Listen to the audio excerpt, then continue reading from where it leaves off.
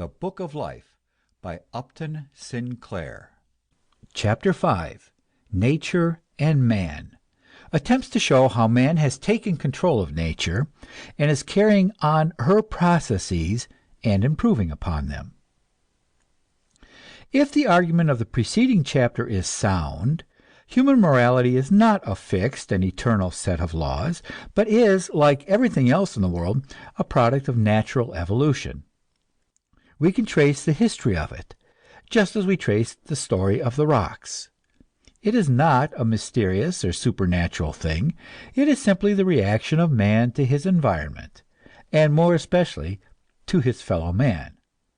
The source of it is that same inner impulse, that love of life, that joy in growing, that faith which appears to be the soul of all being. Man is a part of nature and a product of nature.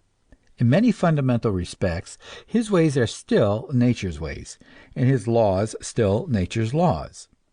But there are other and even more significant ways in which man has separated himself from nature and made himself something quite different. In order to reveal this clearly, we draw a distinction between nature and man. This is a proper thing to do, provided we bear in mind that our classification is not permanent or final. We distinguish frogs from tadpoles, in spite of the fact that at one stage the creature is half tadpole and half frog. We distinguish the animal from the vegetable kingdom, despite the fact that in their lower forms they cannot be distinguished. What precisely is the difference between nature and man? The difference lies in the fact that nature is apparently blind in her processes. She produces 1,000,000 eggs in order to give life to one salmon. She produces countless millions of salmon to be devoured by other fish, apparently no better than salmon. Poets may take up the doctrine of evolution and dress it out in theological garments, talking about the one far-off divine event towards which the whole creation moves. But for all we can see, nature, apart from man, is just as well satisfied to move in circles, and to come back exactly where she started. Nature made a whole world of complicated creatures in the steamy, lukewarm swamps of the Mesozoic era, and then, as if deciding that the pattern of a large body and a small brain was not a success, she froze them all to death with a glacial epoch, and we have nothing but the bones to tell us about them. No one understands anything about evolution until he has realized that the phrase "the survival of the fittest" does not mean the survival of the best from any human point of view. It merely means the survival of those capable of surviving in some particular environment. We consider our present civilization as fit. But if astronomical changes should cause another ice age, we should discover that our fitness depended upon our ability to live on lichens, or on something we could grow by artificial light in the bowels of the earth. So much for our ancient mother, nature. But now, whether we say with the theologians that it was divine providence, or with the materialist philosophers that it was an accidental mixing of atoms, at any rate, it has come about that nature has recently produced creatures who are conscious of her process, who are able to observe and criticize it, to take up her work and carry it on in their own way, for better or for worse. Whether by accident or design, there has been on parts of our planet such a combination of climate and soil as has brought into being a new product of nature, a heightened form of life, which we call intelligence. Creation opens its eyes and beholds the work of the Creator, and decides that it is good, yet not so good as it might be. Creation takes up the work of the Creator and continues it, in many respects annulling it, in other respects revising it entirely. Whether a sonnet is a better or higher product than a spider is a question it would be futile to discuss, but this, at least, should be clear.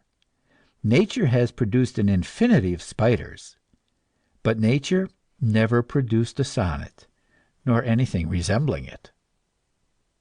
Man, the creature of God, takes over the functions of God.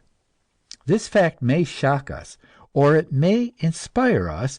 To the metaphysically minded, it offers a great variety of fascinating problems. Can it be that God is in the process of becoming? That there is no God until he has become in us and through us? H.G. Wells sets forth this curious idea, and then, of course, the bishops and the clergy rise up in indignation and denounce Mr. Wells as an upstart and a trespasser upon their field. They have been worshipping their God for some 3,000 or 4,000 years, and know that he has been from eternity. He created the world at his will, and how shall impious man presume to rise up and criticize his product, and imagine that he can improve upon it? Man, with his cheap and silly little toys, his sonnets and scientific systems, his symphony concerts, and such pale imitations of the celestial harmonies. Mr. Wells, in his character of God in the making, has created a bishop of his own, and no doubt would maintain the thesis that he is a far better bishop than any created by the God of the Anglican churches. We will leave Mr. Wells' bishop to argue these problems with God's bishops, and will merely remind the reader of our warning about these metaphysical matters. You can prove anything and everything, whichever and however, all or both, and discussions of the subject are merely your enunciation of the fact that you have your private truth as you want it.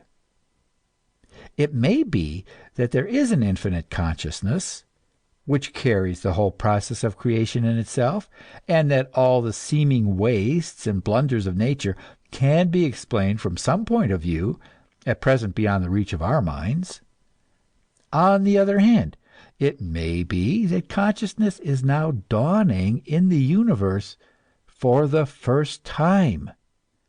It may be that it is an accident, a fleeting product, like the morning mist on the mountaintop. On the other hand, it may be that it is destined to grow and expand and take control of the entire universe, as a farmer takes control of a field for his own purposes. It may be that just as our individual fragments of intelligence communicate and merge into a family, a club, a nation, a world culture, so we shall someday grope our way toward the consciousness of other planets, or of other states of being subsisting on this planet unknown to us, or perhaps even toward the cosmic soul, the universal consciousness which we call God. But meantime, all we can say with positiveness is this: man, the created, is becoming the creator. He is taking up the world purpose. He is imposing upon it new purposes of his own. He is attempting to impose upon it a moral code, to test it and discipline it by a new standard which he calls economy. To the present writer, this seems the most significant fact about life, the most fascinating point of view from which life can be regarded. The reader who wishes to follow it into greater detail is referred to a little book by Professor E. Ray Lankester, The Kingdom of Man, especially the opening essay with its fascinating title, Nature's Insurgent Son. In what ways have the reasoned and deliberate purposes of man revised and even supplanted the processes of nature? The ways are so many that it would be easier to mention those in which he has not done so. A modern civilized man is hardly content with anything that nature does, nor willing to accept any of nature's products. He will not eat nature's fruits. He prefers the kinds that he himself has brought into being. He is not content with the skin that nature has given him. He has made himself an infinite variety of complicated coverings. He objects to nature's habit of pouring cold water upon him, and so he has built himself houses in which he makes his own climate. He has recently taken to creating for himself houses which roll along the ground, or which fly through the air, or which swim under the surface of the sea. So he carries his private climate with him to all those places. It was nature's custom to remove her blunders and her experiments quickly from her sight. But man has decided that he loves life so well that he will preserve even the imbeciles, the lame, and the halt, and the blind. In a state of nature, if a man's eyes were not properly focused, he blundered into the lair of a tiger and was eaten. But civilized man despises such a method of maintaining the standard of human eyes. He creates for himself a transparent product, ground to such a curve that it corrects the focus of his eyes and makes them as good as any other eyes. In 10,000 such ways we might name, man has rebelled against the harshness of his ancient mother, and has freed himself from her control. But still he is the child of his mother, and so it is his way to act first, and then to realize what he has done. So it comes about that very few, even of the most highly educated men, are aware how completely the ancient ways of nature have been suppressed by her insurgent son. It is a good deal, as in the various trades and professions which have developed with such amazing rapidity in the modern civilization. The paper man knows how to make paper. The shoe man knows how to make shoes. The optician knows about grinding glasses.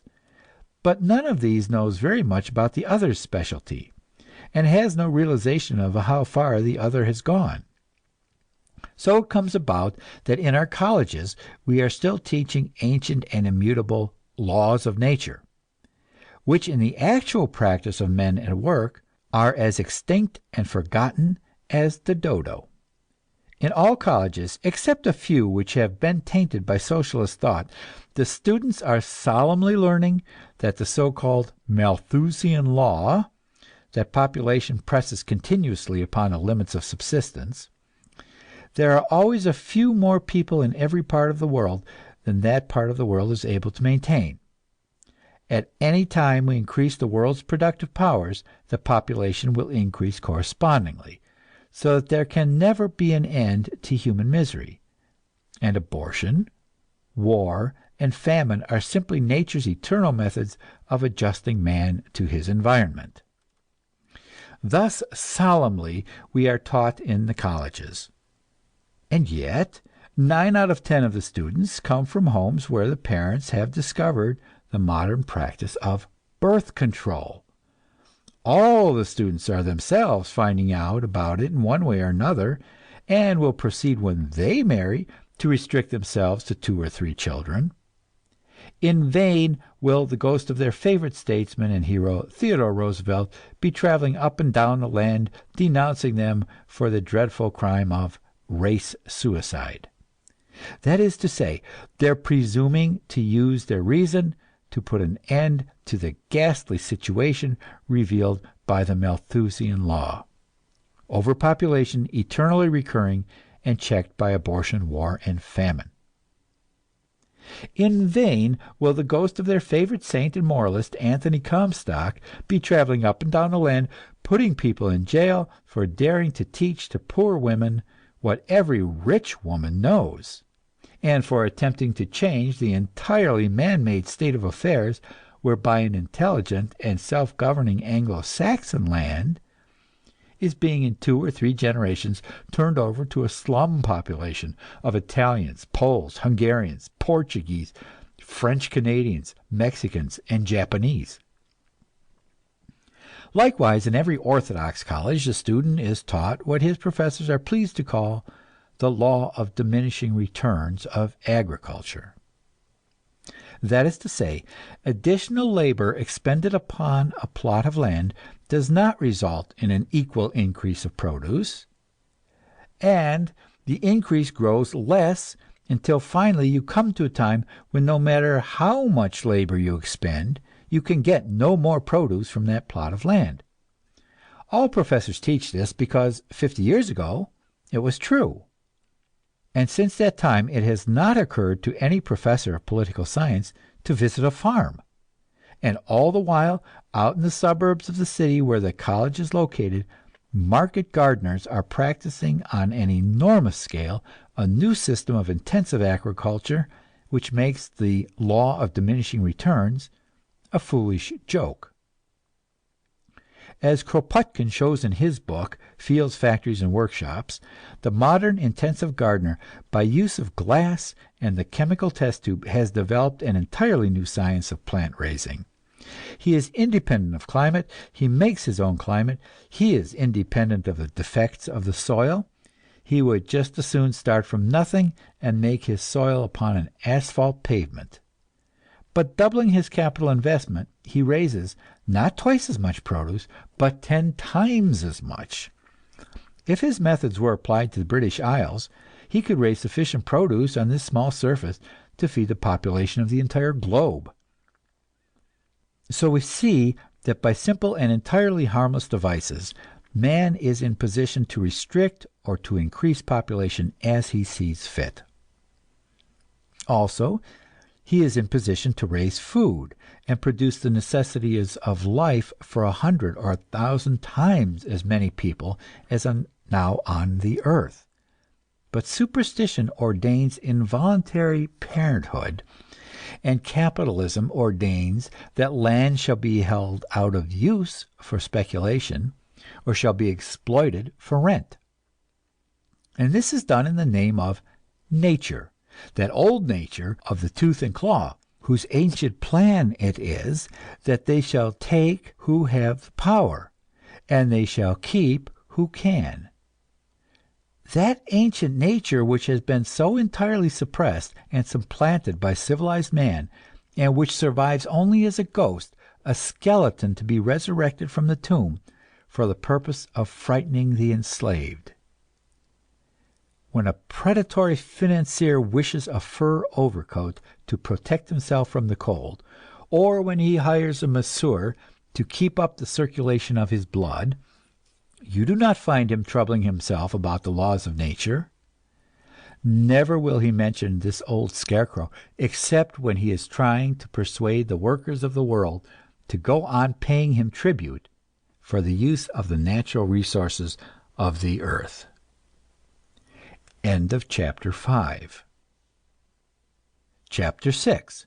Man, the Rebel, shows the transition stage between instinct and reason in which man finds himself, and how he can advance to a securer condition. In the state of nature, you find every creature living a precarious existence, incessantly beset by enemies, and the creature survives only so long as it keeps itself at the top of its form. The result is the maintenance of the type in its full perfection, and, under the competitive pressure, a gradual increase of its powers. Excepting when sudden eruptions of natural forces occur, every creature is perfectly provided with a set of instincts for all emergencies. It is in harmonious relationship to its environment. It knows how to do what it has to do, and even its fears and its pains serve for its protection. But now comes man and overthrows this state of nature, abolishes the competitive struggle, and changes at his own insolent will both his environment and his reaction thereto. Man's changes are, in the beginning, all along one line. They are for his own greater comfort, the avoidance of the inconveniences of nature and the stresses of the competitive struggle. In a state of nature, there are no fat animals. But in civilization, there are not merely fat animals, but fat men to eat the fat animals. In a state of nature, no animal loafs very long. It has to go out and hunt its food again. But man, by his superior cunning, compels the animals to work for him, and also his fellow men. So he produces unlimited wealth for himself. Not merely can he eat and drink and sleep all he wants, but he builds a whole elaborate set of laws and moral customs and religious codes about this power. He invents manners and customs and literatures and arts expressive of his superiority to nature and to his fellow men, and of his ability to enslave and exploit them. So he destroys for his imperious self the beneficent guardianship which nature had maintained over him. He develops 1,000 complicated diseases, 1,000 monstrous abnormalities of body and mind and spirit. And each one of these diseases and abnormalities is a new life of its own. It develops a body of knowledge, a science, and perhaps an art. It becomes the means of life, the environment, and the determining destiny of thousands, perhaps millions of human beings. So continues the growth of the colossal structure which we call civilization. In part still healthy and progressive, but in part as foul and deadly as a gigantic cancer. What is to be done about this cancer? First of all, it must be diagnosed, the extent of it precisely mapped out, and the causes of it determined. Man, the rebel, has rejected his mother nature and has lost and for the most part forgotten the instincts with which she provided him. He has destroyed the environment which, however harsh to the individual, was beneficent to the race, and has set up in the place of it a gigantic pleasure house, with talking machines and moving pictures and soda fountains and manicure parlors and gents furnishing establishments. Shall we say that man is to go back to a state of nature, that he shall no longer make asylums for the insane and homes for the defective, eyeglasses for the astigmatic, and malted milk for the dyspeptic? There are some who preach that. Among the multitudes of strange books and pamphlets which come in my mail, I found the other day a volume from England, Social Chaos and the Way Out, by Alfred Baker Reed, a learned and imposing tome of 364 pages, wherein, with all the paraphernalia of learning, it is gravely maintained that the solution for the ills of civilization is a return to the ancient Greek practice of infanticide. Every child at birth is to be examined by a committee of physicians, and if it is found to possess any defect, or if the census has established that there are enough babies in the world for the present, this baby shall be mercifully and painlessly asphyxiated. You might think that this is a joke, after the fashion of Swift's proposal for eating the children of famine-stricken Ireland. I have spent some time examining this book before I risk committing myself to the statement that it is the work of a sober scientist, with no idea whatever of fun. If we are going to think clearly on this subject, the first point we have to understand is that nature has nothing to do with it. We cannot appeal to nature, because we are many thousands of years beyond her sway. We left her when the first ape came down out of the treetop and fastened a sharp stone to the end of his club. We bade irrevocable goodbye to her when the first man kept himself from freezing and altered his diet by means of fire. Therefore, it is no argument to say that this, that, or the other remedy is unnatural. Our choice will lie among 1,000 different courses, but the one thing we may be sure of is that none of them will be natural. Bairnsfather, in one of his war cartoons, portrays a British officer on leave who got homesick for the trenches, and went out into the garden and dug himself a hole in the mud and sat shivering in the rain all night. And this amuses us vastly, but we should be even more amused if any kind of reformer, physician, moralist, clergyman, or legislator should suggest to us any remedy for our ills that was really according to nature. Civilized man, creature of art and of knowledge, has no love for nature except as an object for the play of his fancy and his wit.